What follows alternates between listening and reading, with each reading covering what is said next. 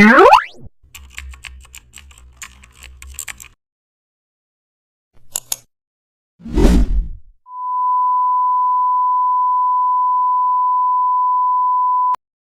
back to the channel, and don't forget to like, share and subscribe for more updates.